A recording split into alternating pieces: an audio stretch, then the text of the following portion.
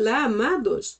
Sou sua irmã em Cristo, Carmen Henneman, e aqui estou hoje para trazer-lhes a terceira e última parte do nosso tema sobre aquela importante pergunta que Jesus fez a Pedro há muito tempo atrás e que foi primordial tanto para sua vida cristã pessoal como para o que ele seria futuramente no ministério. A pergunta foi: Pedro, tu me amas? Bem, isto é o que desde o início temos chamado de confronto. E como você sabe, desde a introdução temos usado o mesmo texto, que é João 21, de 15 a 17, para ser como base ou suporte para tudo o que estamos trazendo em termos de pergunta, respostas e discussão sobre o tema confronto. Vimos então que em português o versículo 15, que é a primeira importante parte de toda esta importante conversa entre Jesus e Pedro, se lê assim: Simão, filho de João, tu me amas mais do que estes? Já desde o português vemos como a palavra é bastante intensa e como esta pergunta soa de forma bastante, eu diria, exigente, porque Jesus perguntou mais do que estes. Vamos ver então o que nos diz o idioma original correspondente ao mesmo versículo. Simon Ioanno, agapasme pleon tuton. Vimos então que desde o início Jesus usa a palavra agape, que representa ou traduz amor, porém em aspecto perfeito. Ou seja, ele perguntou: tu me amas com amor perfeito? E em cima adicionou a palavra pleon, que é a palavra que traz intensidade a toda esta pergunta e que significa mais, como vimos aqui em português, ou muito mais profundamente, muito mais abundantemente que todos estes, pleon tuton. Esta pergunta é a ênfase, é como o coração de toda a nossa discussão. E hoje, na parte 3, vamos tentar concluir tudo quanto cremos que Jesus ensinou a Pedro naquele momento tão pessoal e o que ele quer ensinar-nos hoje, nesse tempo presente. Porém, vamos lembrar rapidamente que a nossa parte 1, ou seja, o primeiro vídeo depois da introdução, falou ou trouxe-nos a interpretação de todo esse texto, João 21, de 15 a 17. Por isso, hoje eu não vou me deter no texto, vamos lê-lo, apenas lê-lo e não comentar, porque isso já está na parte 1 e na parte 2. Também na parte 1 falamos sobre Pedro. Quem foi ele? De onde veio? Qual foi sua profissão? Vimos como era o seu caráter, suas ações e reações, seus hábitos, inclusive sua linguagem. Como era Pedro e seu temperamento? Como era como discípulo e como foi mais tarde como um apóstolo? Na parte 2, vimos na semana passada a diferença entre ovelhas e cordeiros. Que importância tem isto para o contexto bíblico e quem são as ovelhas e os cordeiros, biblicamente falando, dentro de uma igreja? Ademais, quem deve trabalhar com as ovelhas e com os cordeiros e de que forma? Será que eles são a mesma coisa? E se eles não são a mesma coisa, em caso de que ovelha não é um cordeiro e cordeiro não é uma ovelha, então como é que devemos trabalhar com cada um? Que estratégias se aplicam melhor com as ovelhas e com os cordeiros? Isto vimos na semana passada, na parte 2. Também vimos qual é a diferença entre pastorear e apacentar. Será que essas duas coisas representam o mesmo? Será que são sinônimos ou será que são diferentes? E em caso de que pastorear e apacentar são dois termos diferentes que ressaltam duas ações diferentes no meio do corpo de Cristo, como será que devemos executar cada uma delas? Ademais, falamos sobre o pastor. Quem deve ser o pastor ou quem é o pastor biblicamente falando e quais são as suas principais funções ou responsabilidades como líder da Igreja de Cristo. E na parte 3, que corresponde ao dia de hoje, vamos então entrar em algumas experiências de Pedro e tratar de contextualizá-las conosco em nosso tempo de experiência de hoje. Também falaremos sobre o seu grande desafio pessoal, especialmente começando aqui nesta parte, quando Jesus o confrontou, porque tinha um plano maior em mente para aquele discípulo que, apesar de inconsequente, indisciplinado, meio desorganizado, estava dentro do plano de Deus. Então, desde ali, desde aquela importante pergunta, Jesus o desafiou e pôs diante dele a sua própria condição, ajudando-o a trazer desde dentro para fora o que ele tinha em relação ao próprio Jesus. Disso falaremos hoje e também chegaremos ao seu resultado final. Como terminou a vida de Pedro? Será que ele terminou igual que aquilo que ele foi quando era um discípulo? E, sobretudo, será que esta conversa que Jesus teve com ele valeu a pena? Será que trouxe bom resultado? Isto cooperou para um câmbio, para uma mudança, para um crescimento e amadurecimento no caráter cristão de Pedro, nesse novo homem que ele tinha por dentro e que precisava fluir, tomando o lugar daquele homem carnal que ele ainda era quando discípulo? Será então que neste resultado final, este momento de conversa pessoal, teve lugar e teve algum lugar importante? Vamos ver isso a partir de agora. Veremos então que a pergunta base desde o início é justamente essa. Agapasme, pleon, tuton. Tu me amas com amor perfeito. Agapaz vem de agape, como já vimos na parte 1 e 2. Me amas com amor perfeito, muito mais abundantemente, pleon, tuton, que estes.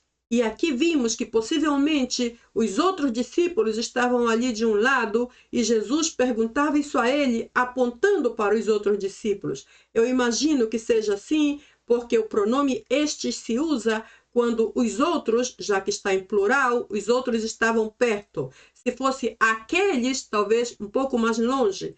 Porém, estes da ideia de que um grupo estava perto e Jesus estava tentando fazer, quem sabe, uma espécie de comparação entre esta pessoa e o grupo que estava mais adiante. Então, vamos ver que quando Jesus perguntou a ele, Pedro, tu me amas? Ele não estava pedindo nada mais. Ele não estava perguntando nada extra. Veja que quando Jesus disse, tu me amas, ele não disse, Pedro, tu tens algum talento especial? Tu tens algum dom particular? Tu tens alguma eloquência para então tornar-te um pregador? Tens alguma boa experiência? Tens algum plano? Alguma boa ideia? Jesus não perguntou nada extra. A sua pergunta se baseou em uma só palavra.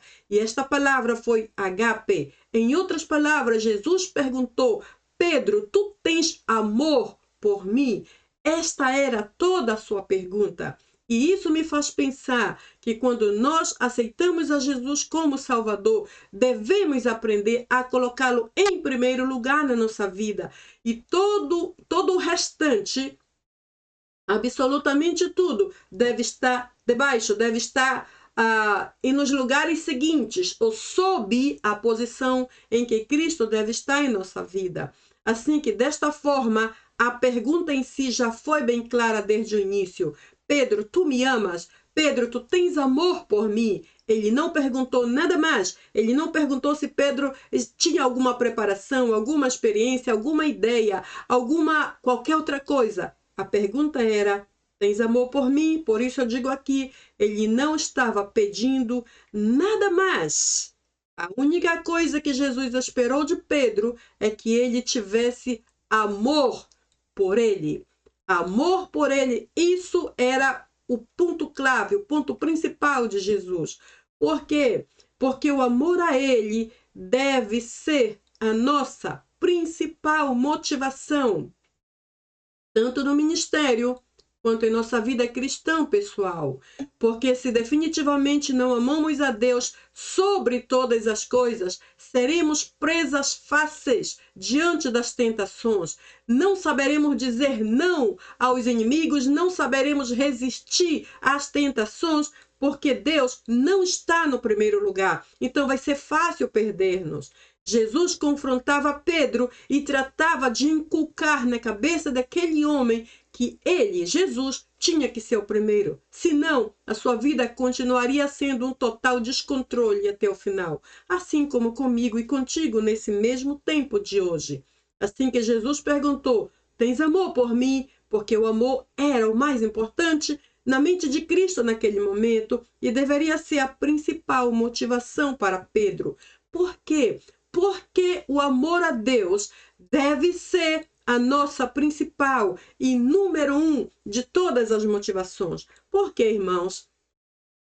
Porque quando tudo acaba na nossa vida, e saiba que o momento acaba, porque quando somos humanos, temos um fim, somos limitados, e em algum momento tudo o que somos, e tudo o que temos, e tudo o que fazemos se vai acabar. Então veja bem, quando tudo acaba, por exemplo, quando os nossos inimigos aparecem e se multiplicam, quando os nossos amigos desaparecem e se vão como se não existíssemos, ou quando as necessidades chegam, quando a enfermidade chega, quando a solidão bate à nossa porta. E saiba que até no ministério também temos necessidades, no ministério também enfermamos de vez em quando, no ministério também nos sentimos só, ou seja, também sofremos solidão. E quando as perseguições surgem e se multiplicam e se tornam atrozes contra as nossas vidas, irmãos, quando tudo acaba e ninguém mais está por perto e já não há mais aquele suporte que tínhamos antes, sabe o que acontece? Somente o amor a Deus é o único, e eu pus com letras grandes para que não nos esqueçamos dessa importante observação. O amor de Deus é o único que pode nos suster e nos fazer prosseguir. Estou falando agora não apenas tomando em conta o aspecto pessoal, cristão da vida de cada um, mas também o aspecto ministerial. Fazer o ministério de Deus não é fácil. Não é algo simples de se fazer. O ministério de Deus exige muita renúncia, muita dedicação, muita autonegação. Implica em que aprendamos a ficar calados, mesmo quando nos atiram pedras, quando nos julgam, quando caluniam. E sabe, como somos humanos, não é fácil suportar isso. Às vezes nem sequer sabemos perdoar e, honestamente, às vezes nem queremos perdoar, porque essas pessoas que fazem essas coisas não têm razão. Nós temos a razão em fazer o melhor e ainda temos que receber pedradas em cima e ficar calados. Nesse momento é o momento exato em que o Senhor vem e espera que a nossa principal motivação, que está aqui, seja o amor a Ele. Porque se não for, o que vamos fazer? Vamos brigar, vamos discutir, vamos dar respostas e vamos então desmoralizar o nosso testemunho e, consequentemente, a obra de Deus. Neste caso, novamente, quando Jesus perguntou, me amas muito mais que estes? Ele também estava fazendo uma comparação meio implícita, dizendo, Pedro, se tu não me amares mais que qualquer outra coisa, mais que qualquer outro que esteja ao redor, tu não vais resistir. Tu precisas permitir que a minha presença na tua vida suba e esteja no primeiríssimo lugar. Porque se assim for, tu serás mais forte e mais resistente do que tu pensas que podes ser. Assim que eu pergunto neste momento, qual é a tua motivação principal em tua vida cristã e também no ministério, caso estejas nele? Se não, meu irmão, se Deus não é o teu número 1, se Ele não é o meu número 1, de nada vai servir a nossa experiência, a nossa teologia, o nosso treino, os nossos anos de estudos, quantas línguas falamos, não vai servir para nada. Se Deus não for esse que está ocupando o primeiro lugar na nossa vida. Assim que essa pergunta implicitamente era, Pedro, tu tens amor por mim, eu sou a tua principal motivação. Vê bem, a tua vida vai continuar e quando tudo terminar, esse amor por mim será o único, como vês aqui, te vai sustentar e te ajudar a prosseguir sem desmaiar no caminho. Essa para mim é uma mensagem clara. E sabe, irmãos, aqui essa igreja de Éfeso está relatada em Apocalipse, capítulo 2. também passou por esse tipo de processo, quando teve que ser confrontada pelo mesmo Deus, somente por causa de um detalhe: o amor que ela deveria ter por Deus e já não tinha. Antes, eu quero mencionar que a igreja de Éfeso era uma igreja muito trabalhadora, e inclusive uma igreja frutífera. Era uma igreja que planejava, que se organizava, que investia nos projetos ministeriais e que crescia. Porém, um dia ela teve um encontro de confrontamento com o mesmo Deus e, eu diria em minhas palavras, foi colocada contra a parede, porque tudo de bom que essa igreja fez foi redundado quase a zero. Então, veja bem, a igreja de Éfeso um dia foi reprovada. E veja, a palavra reprovada é bastante negativa, porém ela está associada com uma igreja. A igreja de Cristo que estava em Éfeso foi totalmente reprovada. Por quê? Somente por não ter amor a Deus. Ela aprendeu a trabalhar muito, se esforçar, produzir, prosperar, porém tirou o foco, os olhos de Jesus. Ou seja, ela estava ali olhando para Jesus e de repente se desviou, se distraiu e tirou a sua atenção daquele em que deveria estar bem firme. Então, quando Deus percebeu isto, que a igreja havia aprendido praticamente a ser uma igreja profissional, trabalhando pelas próprias técnicas, trabalhando segundo o seu próprio treinamento e conhecimento, quando essa igreja aprendeu a trabalhar sem depender de Deus, porque tinha já muita experiência, muito conhecimento, sabia como começar, como desenvolver o projeto e como concluir. Praticamente não precisavam mais da opinião de Deus naquilo que faziam. Então Deus veio e lhe disse: eu tenho algo contra ti, igreja. E, irmãos, esta palavra é muito séria.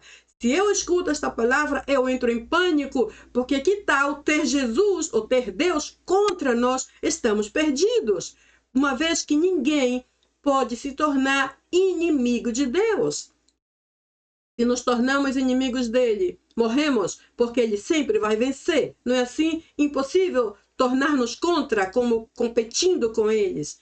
Então, quando Deus percebeu que a igreja de Éfeso se havia tornado profissional e fazia todo o seu trabalho ministerial sem consultá-lo, sem depender dele, sem sequer pedir sua opinião, ele veio imediatamente e disse: igreja, eu tenho algo contra ti, é que tu abandonastes o teu primeiro amor.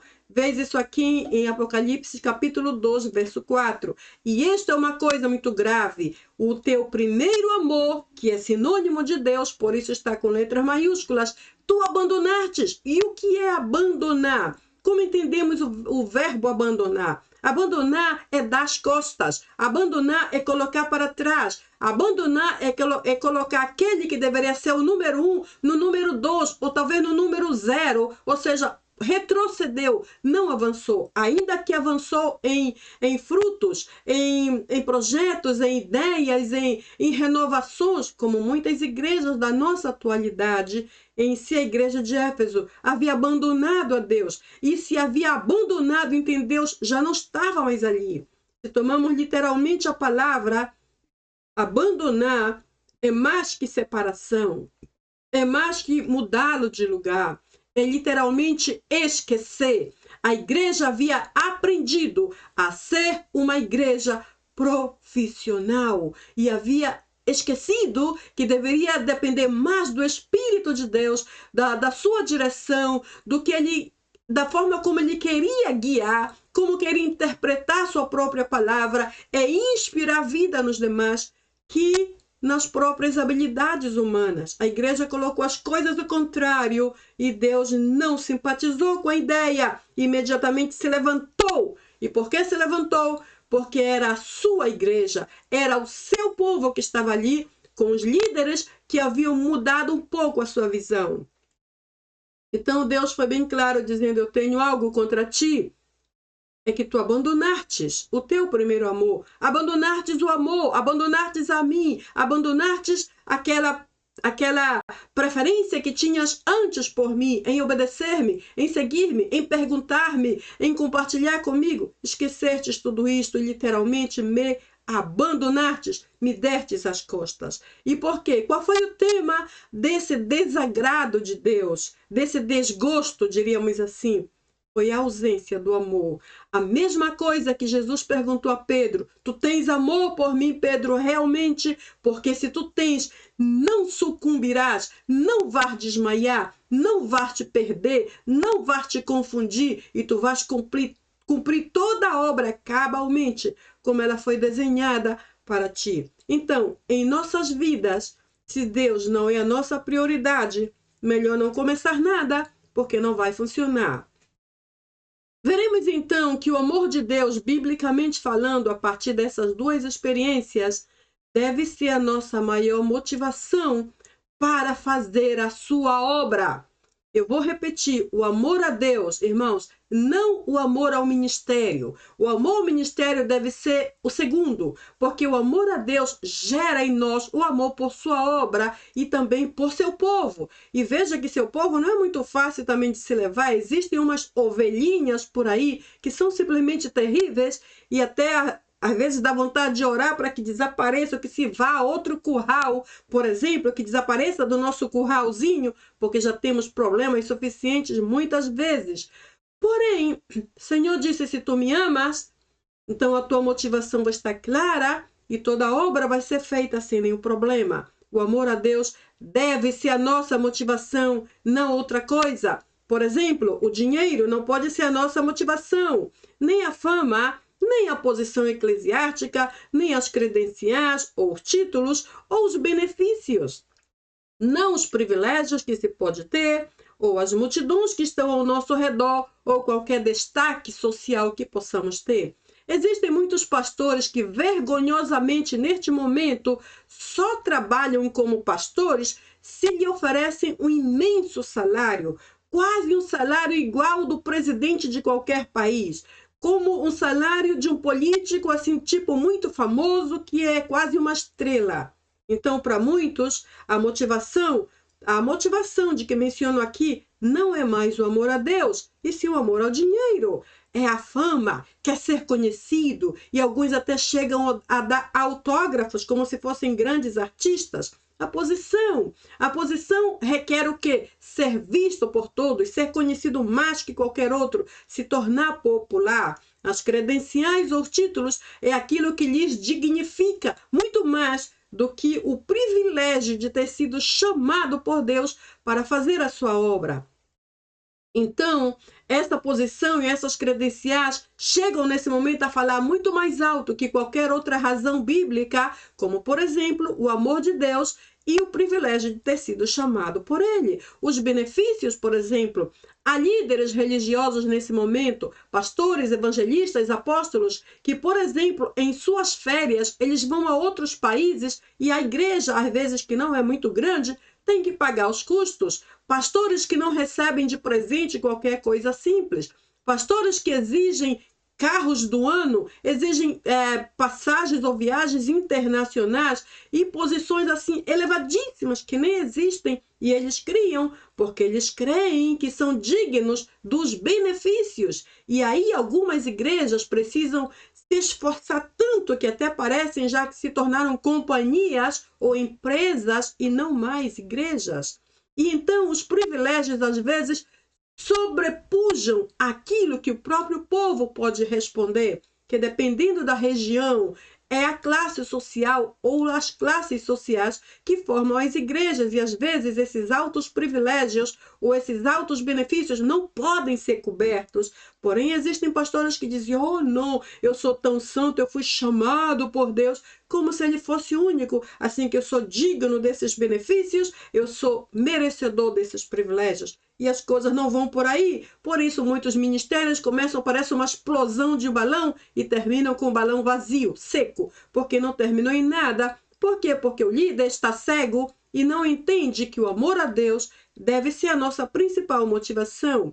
E as multidões? Existem uns que não querem mais, por exemplo, pastorear igrejas pequenas. Querem pastorear se a igreja tem mais de 1000 membros, por muitas razões. E uma delas é a quantidade de gente que vai estar correndo atrás deles. Existem pastores nesse momento que inclusive usam guardas-costas, ou seja, pessoas que os protegem, como se os anjos de Deus já estivessem, por exemplo, aposentados, ou tivessem sido demitidos, por exemplo.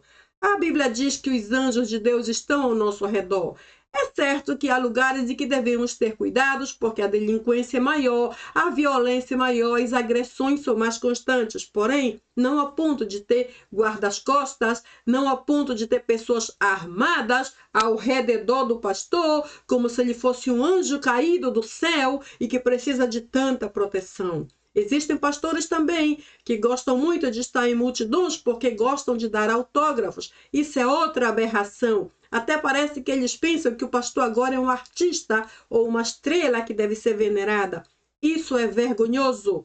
E depois disso, o destaque social. Pessoas que literalmente querem aparecer na televisão, nos principais jornais, nos principais eventos sociais ou políticos da cidade, como se fossem as pessoas mais importantes da terra. Irmãos, a Bíblia deixa bem claro que a nossa devoção a Deus, que expressa o nosso amor a Ele, deve ser a nossa principal motivação.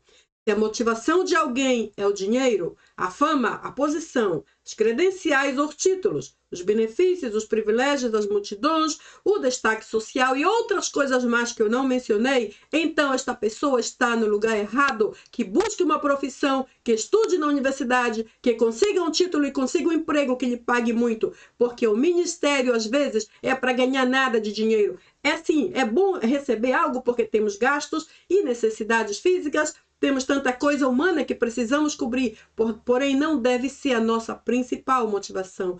Deus sabe a quem envia e Ele sabe o que necessitamos, assim que Ele sabe como suprir-nos. E eu tenho experiência disso por muitos anos. Deus é extremamente fiel e às vezes até nos paga mais do que trabalhamos, nos dá mais do que necessitamos. Ele é extremamente fiel e não precisa da ajuda, da fama de ninguém. Vemos então que, enquanto a Pedro, ou em relação a Pedro, o seu nome tem um significado muito profundo. Eu sei que já vimos sobre Pedro lá na parte 1, na primeira parte do nosso vídeo, porém eu quero trazer algo só para acrescentar e completar a nossa ideia. Quando Jesus disse, tu és Pedro, ele estava referindo-se a duas coisas ao mesmo tempo. Primeiro, ao conceito do nome. Pedro vem do latim petra, que é literalmente pedra, algo que é sólido, resistente, forte e geralmente permanente. Então, pedra é algo duro de se quebrar. E Jesus disse como Simão, bom, aí tem alguma coisa que não vai bem, eu prefiro que tu sejas uma rocha ou uma pedra. Alguns dicionários também dizem que Pedro ou pedra refere-se a pedregulhos. Não sei se você lembra direito o que é um pedregulho. Eu estava até lendo um pouco para refrescar um pouco mais a minha lembrança e me lembrei que pedregulho são aquelas pedrinhas soltas que estão em alguns caminhos. Se caminhamos sobre o pedregulho, os nossos passos fazem as pedrinhas se moverem por todos os lados. Às vezes essas pedrinhas vão rolando ladeira abaixo. Às vezes os nossos pés ou a forma como caminhamos, os nossos passos, lançam as pedrinhas por todos os lados. Isso é um pedregulho ou uma penha quebrada, que também é pedregulho. Então, a primeira parte da significação do Pedro foi o conceito, literalmente um pedregulho, ou algo que não está firme ou permanente no mesmo lugar. Também Jesus se referia à sua natureza. Como natureza, um pedregulho ou uma pedra é um pedregulho, no sentido de pedregulho, é algo que está solto. É literalmente como menciona o pedregulho, certo? É uma pedrinha solta que vai para qualquer lado e se move com facilidade, de acordo ao que cada um queira fazer com ela, e que pode ser lançada em qualquer direção. Esse era o Pedro da época do discípulo. Apesar de que Jesus trocou o nome dele de Simão, que também era inconstante e volúvel, para Pedro, a fim de que se tornasse uma rocha firme e sólida e permanente, ele ainda tinha esses aspectos, porque vimos que lá, quando era um discípulo, Então, apesar de já estar sendo chamado Pedro, ele tinha toda aquela inconstância de caráter e basicamente definido no que seria um pedregulho e, ademais, uma pedrinha solta que vai para qualquer lado, e era mais ou menos o Pedro discípulo que nós conhecemos. Agora vejamos que, apesar de todo esse conceito, como Deus tinha um propósito a ele, vimos que Pedro sofreu um grande e poderoso processo de transformação, desde que ele era um discípulo até o tempo em que se tornou um apóstolo.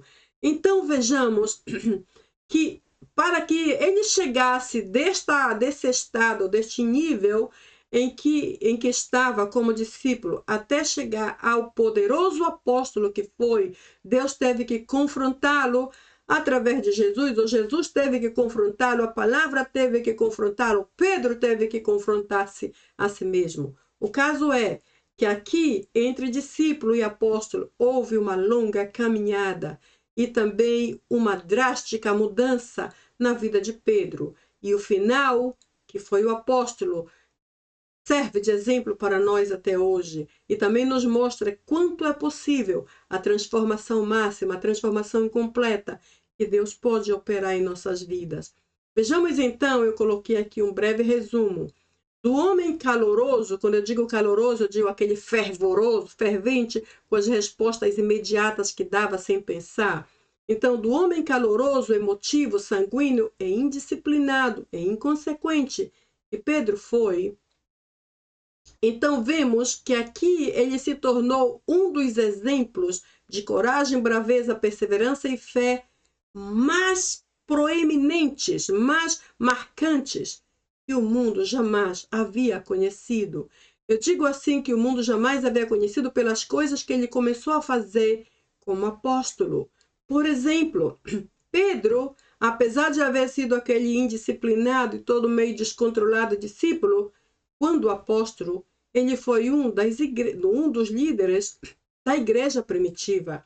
Eu digo um porque também houveram outros discípulos com ele, porém, como Pedro sempre era o que falava, o que se manifestava, o que defendia a doutrina, então me dá a impressão de que ele foi, na verdade, o cabeça ou líder da igreja primitiva. E um dos versos que podemos observar é Gálatas 1,18, sobre esse assunto. Foi um homem cheio do poder de Deus. Ou seja, aqui como discípulo, quando regressamos àquele relato que eu trouxe sobre ele, na parte 1, como foi a sua vida, o seu caráter, seus hábitos, era um inconsequente, falava sem pensar, e quando pensava já havia feito todo o desastre, era um problema atrás do outro. Ele parecia ser um homem cheio da carne, ou andava na carne, não sei, porque era todo descontrolado.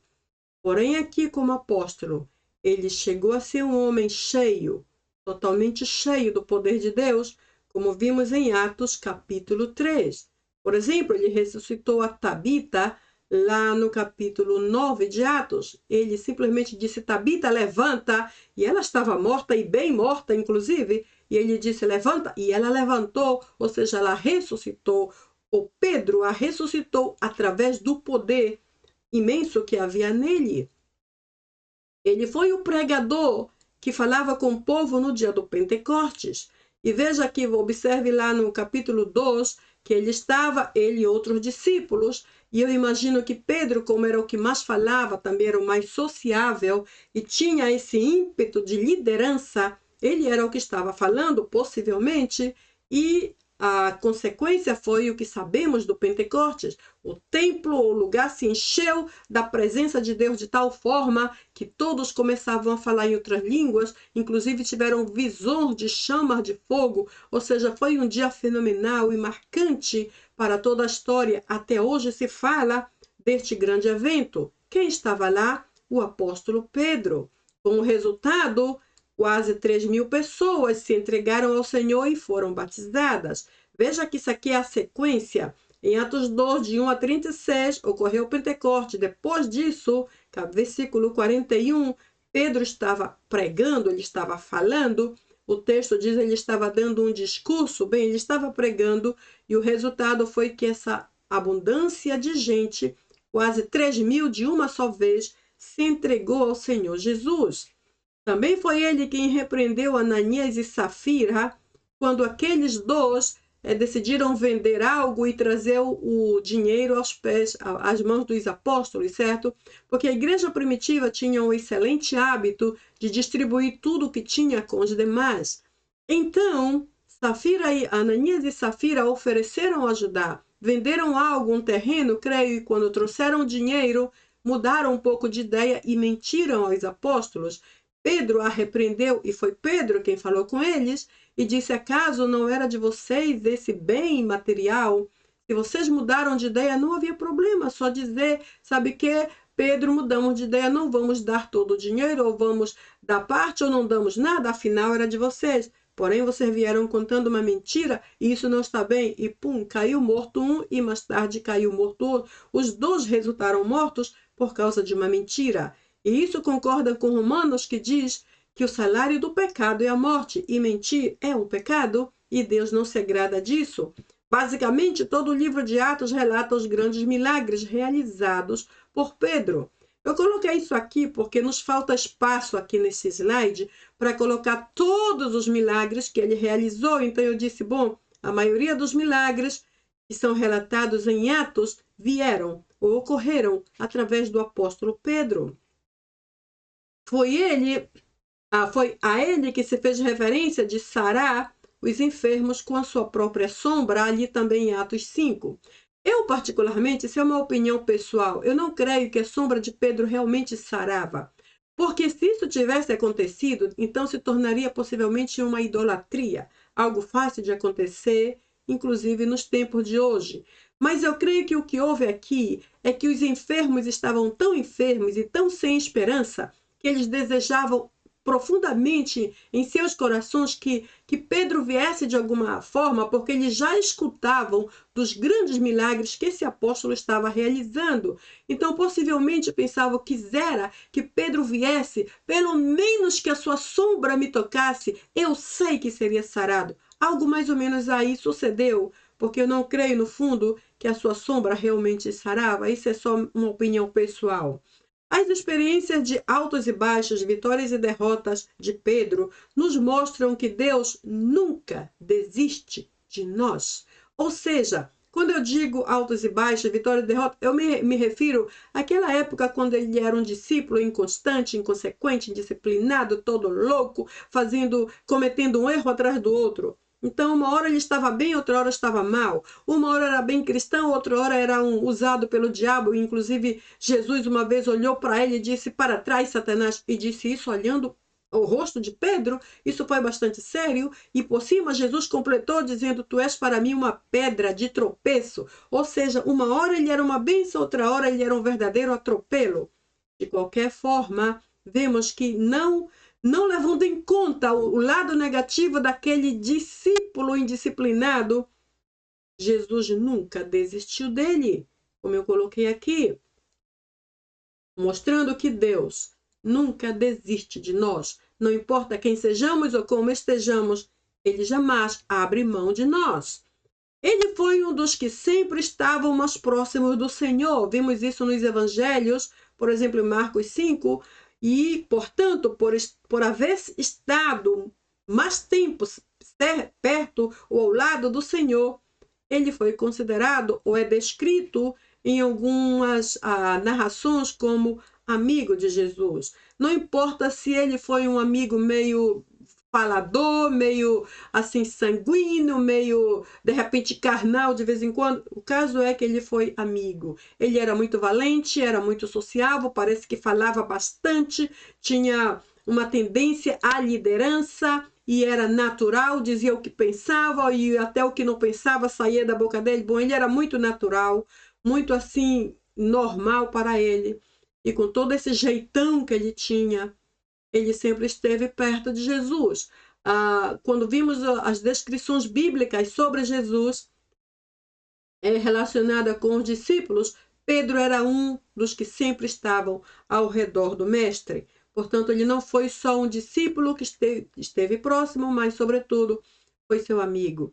Vemos então que Pedro morreu entre 68 e 69 depois de Cristo, como um homem simples. Continuou sendo simples, porém cheio do extraordinário poder de Deus. Isto fez toda a diferença na vida daquele discípulo.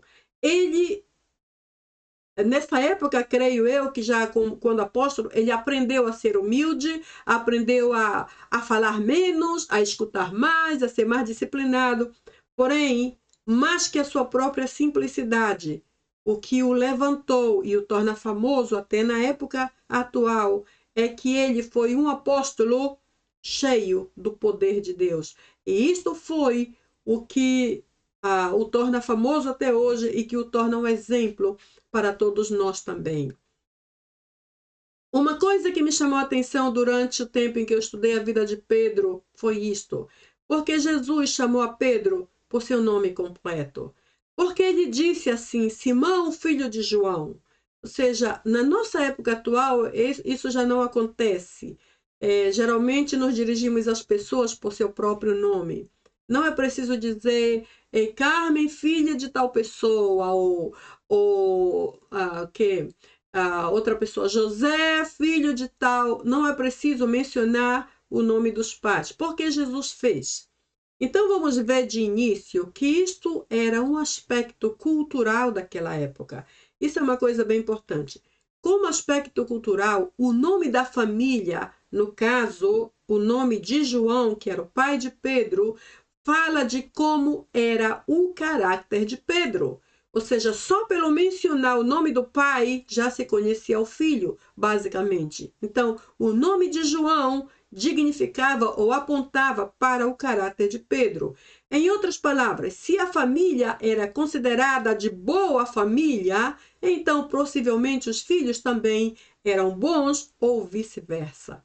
Assim que isso foi um aspecto cultural, chamar a pessoa pelo nome, acrescentando o nome principalmente do pai. E sabemos que quanto à cultura, Jesus sempre respeitou a cultura e em algumas partes Jesus também a seguiu, a obedeceu, porque não havia nada de ofensivo nisto. Então, a primeira razão porque Jesus mencionou seu nome completo, incluindo o nome de família ou do pai, é por causa do aspecto cultural. Também, a segunda razão aqui que eu encontro é o propósito ministerial. Então, vamos ver. Eu penso nisso assim, como numa contramão. Por outro lado, em outras palavras, embora Simão, que era o seu nome aqui, significava positivamente aquele que ouve, como vimos na parte 2 dessa série sobre essa pergunta, ou sobre essa conversa entre Jesus e Pedro, ele também tinha seu lado negativo, porque Simão também significava alguém volúvel e inconstante. Então, quando Jesus decidiu mudar o seu nome e dizer a ele, teu nome a partir de agora será Pedro, Jesus estava dizendo, a partir de agora já não serás mais volúvel ou inconstante. A partir de agora tu serás rocha, tu serás como uma pedra sólida. Quando ele disse isso, ele estava se referindo positivamente a Pedro como sendo alguém que seria sólido, forte, resistente e permanente, como uma rocha que é plantada fortemente e solidamente em um só lugar.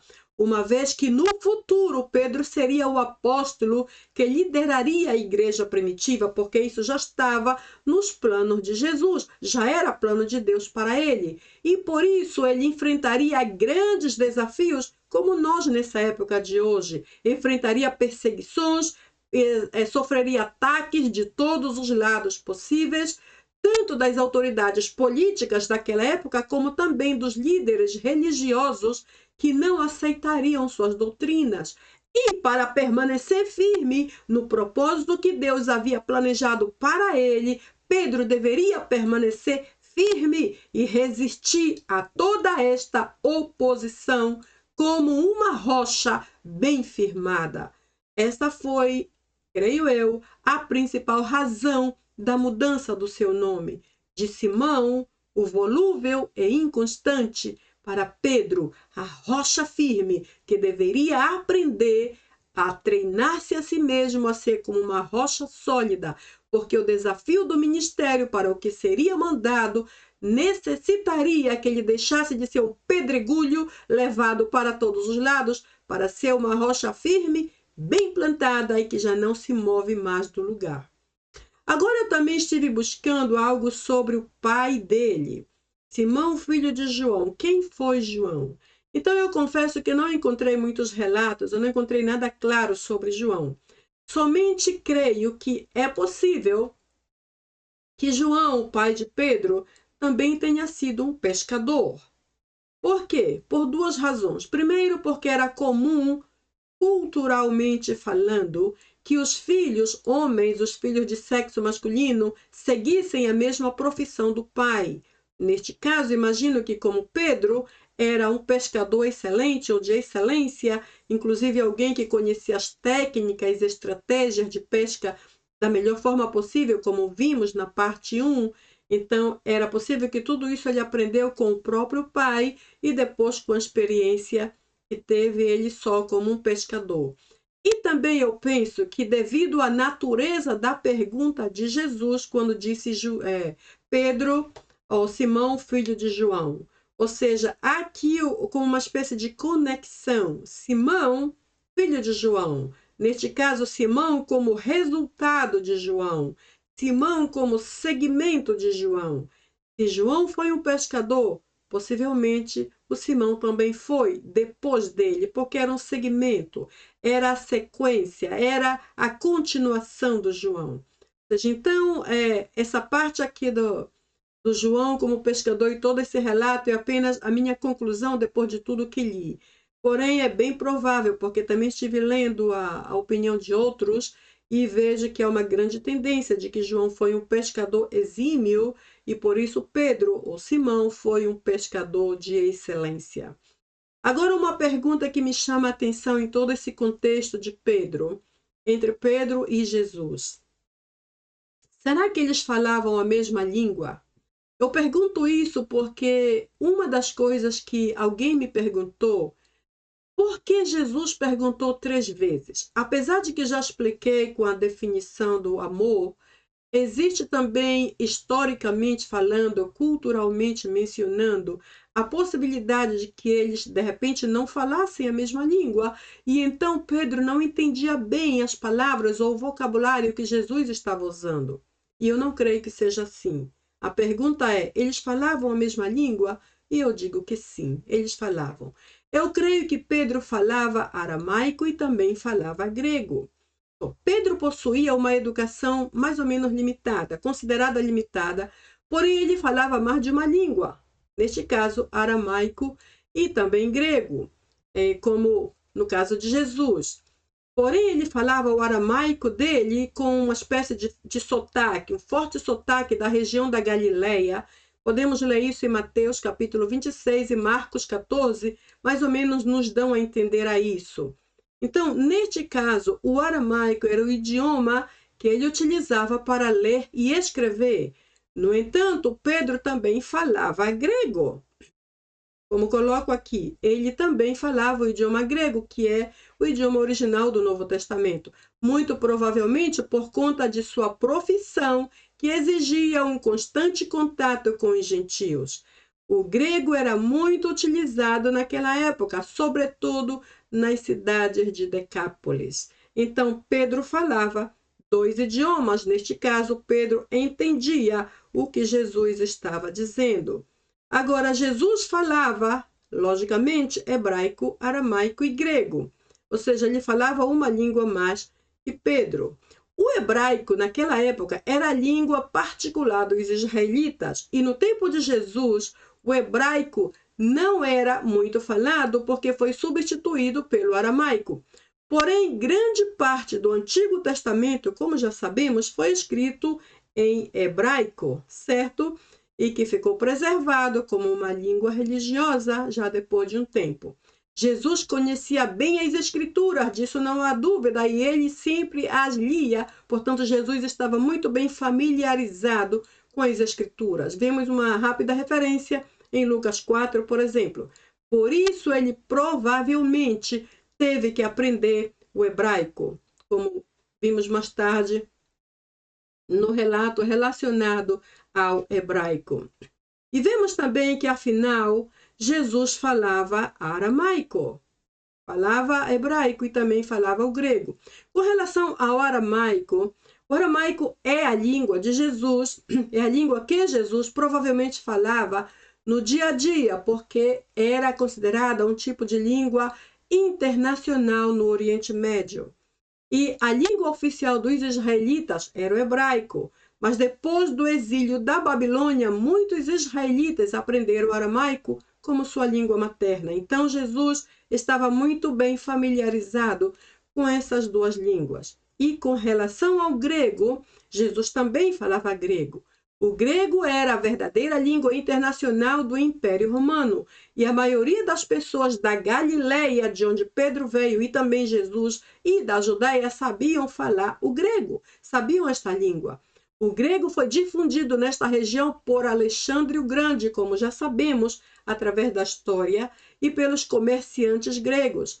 Muitos oficiais romanos, inclusive, também falavam grego. Jesus, como qualquer outra pessoa, ou como uma pessoa comum da região onde vivia, provavelmente aprendeu grego para se comunicar com as multidões que o seguiam e com as pessoas de outras partes do império.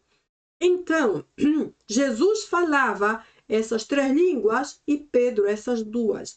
Então, a pergunta aqui é: por que Pedro não entendeu e não pôde seguir o mesmo nível de linguagem de Jesus? Então, eu venho aqui com uma possibilidade, que é o que menciono desde o início.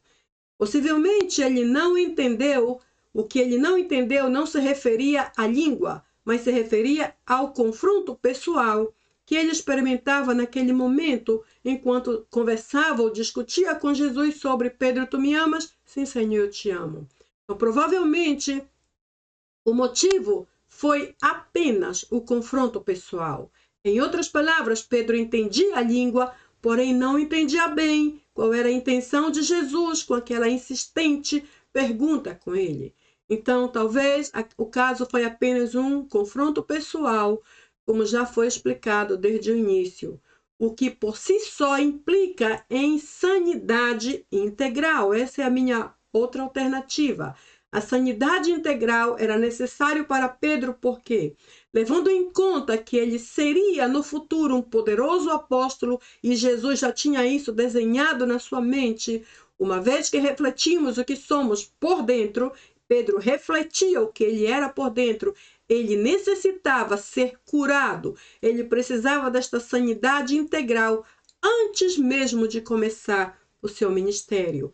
Então, aqui, o fato de que Pedro não pôde entender e seguir a linguagem de Cristo não tem nada a ver com os idiomas que ambos falavam, e sim com um confronto pessoal que ele tinha que experimentar antes de ir ao ministério, para então passar por esta cura, por esta sanidade integral da sua alma, tão necessária para sair ou para fazer algo com excelência para Deus. Então, voltando outra vez à parte final do vídeo anterior, eu te pergunto: se esta pergunta fosse para você, Simon Ioanno, agapaz me pleon tuton, e se você troca o nome de João aqui, de Simão, Simão, filho de João, se você troca esta primeira parte e coloca o seu nome e pergunta para você própria ou para você próprio: tu me amas muito mais que todos os demais, muito mais que todos estes? Então, que diríamos nós? Então, depois que Pedro disse: sim, Senhor, eu te amo, e Jesus disse: então, Pedro, se tu me amas, faz algo para mim. Apacenta os meus cordeiros. E já vimos no vídeo passado o que é o apacentar, certo? Se você esqueceu, retorne no vídeo anterior. E pastorei as minhas ovelhas. Ou seja, faça algo para mim. Envolva-se no ministério. Mostre que você me ama. Faça algo para edificar e para estender o meu reino aqui nessa terra. Irmãos, eu apenas sei de uma coisa: quando amamos a Deus verdadeiramente, queremos fazer algo para agradá-lo. Sempre queremos falar de Cristo, queremos espalhar as boas novas, queremos testificar, até mesmo queremos dar um melhor testemunho porque nós o amamos. Então, por causa disso, nunca digamos não quando Deus nos chama para fazer algo. Não podemos dizer não. Ao contrário, sim, Senhor, aqui estou, eis-me aqui, envia-me a mim, como disse Isaías lá no capítulo 2. Então, veja bem, para concluir esta parte desse slide, eu te pergunto novamente, você já descobriu para o que Deus te chamou? Você já descobriu em que Ele quer usar-te em sua obra, em sua igreja, em seu reino? E ainda que você não seja chamado para ser um pastor, um evangelista, um apóstolo, você já descobriu em que pode ser útil nas mãos de Deus? Além disso, o que você está fazendo para Ele nesse mesmo instante? Você pelo menos está orando pelos demais, está intercedendo, está falando de Cristo àquelas pessoas com quem você trabalha, com quem você estuda, para os seus vizinhos e até para a sua própria família.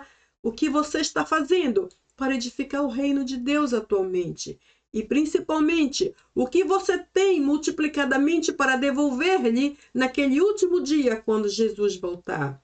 Porque, como você sabe, ou como nós sabemos, todos compareceremos diante do trono da graça de Deus e ali prestaremos conta do que somos, do que fomos e do que Ele nos entregou para fazer.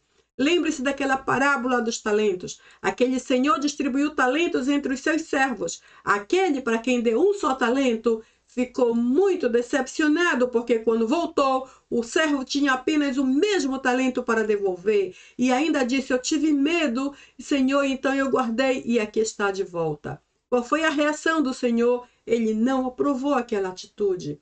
Deus nos deu capacidades, Ele nos deu habilidades, Ele nos deu uma inteligência bastante útil, bastante hábil. Usemos isto para falar de Cristo, para que quando Ele volte, tenhamos um retorno, tenhamos o talento multiplicado, porque isso Ele esperará encontrar em nós. Vejamos então, o texto que eu usei desde o início até aqui foi João 21, de 15 a 17. Não vou explicar, porém vou ler apenas. Verso 15. Rote 1, eriste san legei Simone Petro ho Jesus.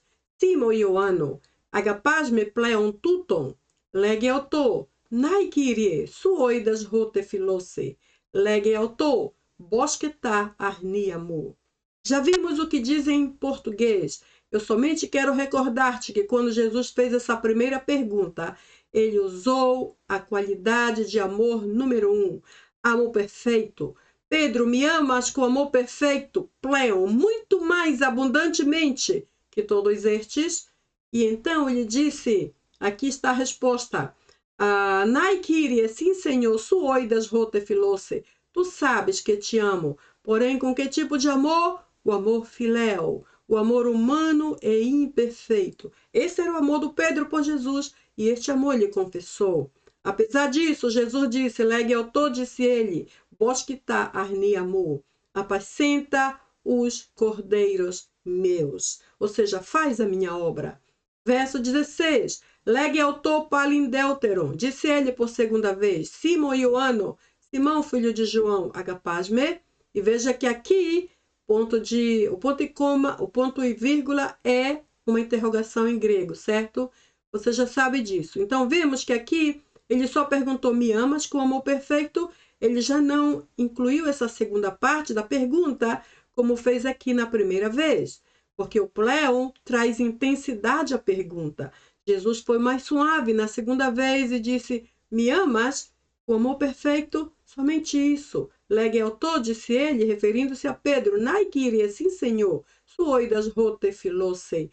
Tu sabes que te amo. Legue disse ele.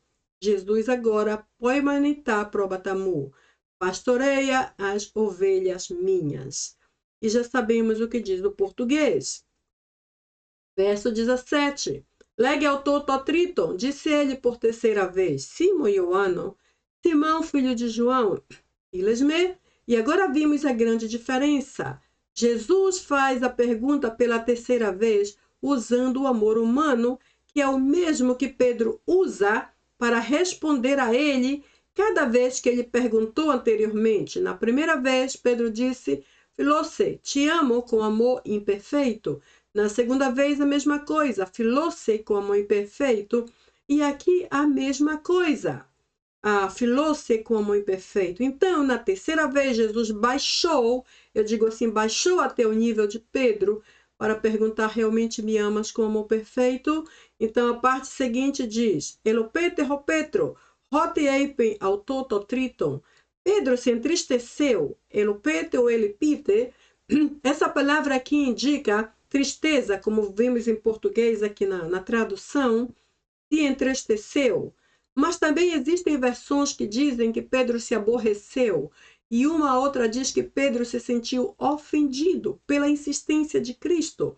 Então ele se sentiu ofendido, ou se entristeceu, ou se aborreceu, ou se amargurou com ele próprio. O caso é que Pedro sentiu algo muito forte. Por haver dito ele, rotei pen autoto trito, por haver dito 3 vezes, ou por terceira vez, files-me, me amas, caiei pen auto, disse ele, Kyrie, Senhor, pantas oidas, tu sabes tudo, ou todas as coisas, tu gnosques rote filose, tu conheces, o verbo gnosco, conhecer, que amo a ti. Ou seja, aqui Pedro sabia exatamente qual era a diferença entre oidas e gnosques. Oidas é saber, gnosques, conhecer. Ou seja, conhecer é mais profundo que saber. Então ele disse bem claro, Senhor, tu sabes todas as coisas. Panta, tu sabes, quase no aspecto superficial, e tu conheces profundamente que te amo. Porém, essa parte aqui, rotefilos, não só se refere a que tipo de amor, ou seja, não só se refere que ele estava, não só apenas ao tipo do amor, que era o amor filia, mas que principalmente este era o amor que ele tinha naquele momento por Jesus. Pedro não tinha nada mais, na verdade ele estava sendo bem honesto, eu te amo, Senhor, sim, mas com este amor imperfeito. Então Jesus completou dizendo, Legeu todo disse ele, Roi Jesus, bosquetá, probatamor. Então, se tu me amas, pelo menos com esse amor imperfeito, que é o amor filéu, bosquetá, probatamor, apacenta as ovelhas minhas. E eu expliquei a vocês que em grego existem alguns termos importantes que definem a palavra amor. A primeira é o agape, que é o amor perfeito. A segunda é o filia, que é o amor filéu. O estorguê, amor familiar, que não está em discussão, e o eros, que é o amor sexual, que também não está em discussão nesse texto. Então, essa conversa entre Jesus e Pedro se deu com o uso do agape, que é o amor perfeito, e filia, que é o amor imperfeito. Em todas as vezes em que Jesus perguntou, Pedro respondeu com amor imperfeito, enquanto Jesus sempre perguntava com amor perfeito, agape. E esta é a sua expectativa sobre nossas vidas. Com que classe de amor amamos a Deus?